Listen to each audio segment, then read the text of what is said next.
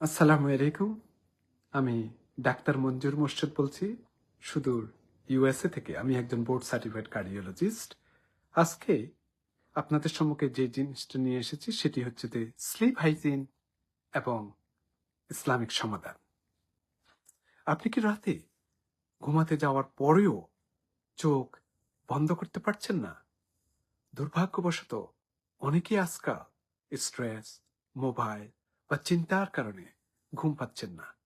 কিন্তু জানেন কি, চিকিৎসা বিজ্ঞান এবং ইসলামের দিক থেকে কিছু ছোট ছোট পরিবর্তন করলে ঘুম সত্যিই গভীর এবং শান্ত হতে পারে। আজ আমি সেটা সহজভাবে দেখাবো।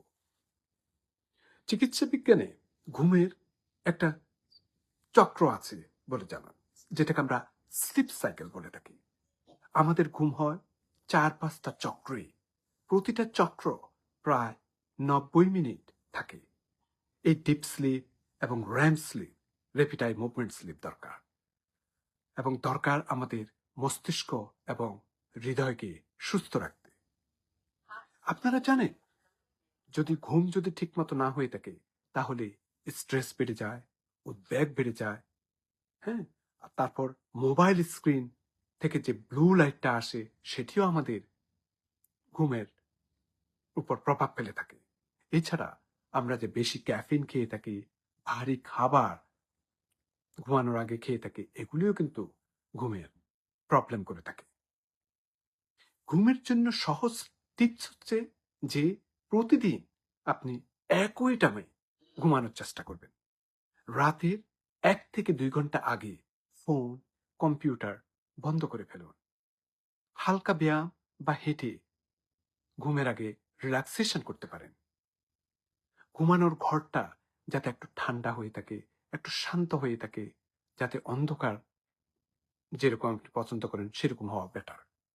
রাতে ভারী খাবার না, একটু অল্প খেতে চেষ্টা করবেন ঘুমানোর আগে। গবেষণায় দেখা গিয়েছে এই স্লিপ হাইজিন মানলে অনিদ্রার সমস্যা 50% কমে যায়। এবার আসুন একটু ইসলামের দিক থেকে বলি। নবীরা রাতে উঠে নামাজ করতেন। বলা হয় তাহাজ্জুদ ইজ দ্য কি টু রুহানি পিস। গভীর রাতের সময় আল্লাহর স্মরণ আমাদের মনকে শান্ত করে। রুহানি শান্তিটা হচ্ছে ধীরে শ্বাস নিয়ে দোয়া পড়া, কোরআন তেলাওয়াত করা এবং জিকির করা, যেটা আমাদের নার্ভাস সিস্টেমকে শান্ত রাখে।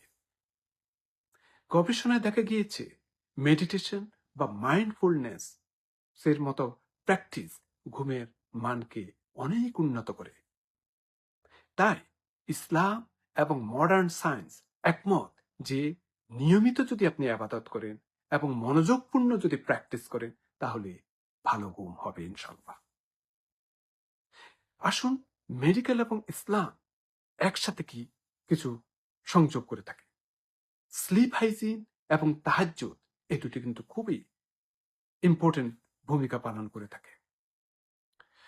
আপনারা রাতের 10 থেকে 11টার মধ্যে শুয়ে যাওয়ার চেষ্টা করবেন।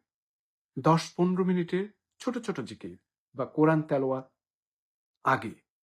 ঘুমের আগে করতে পারেন।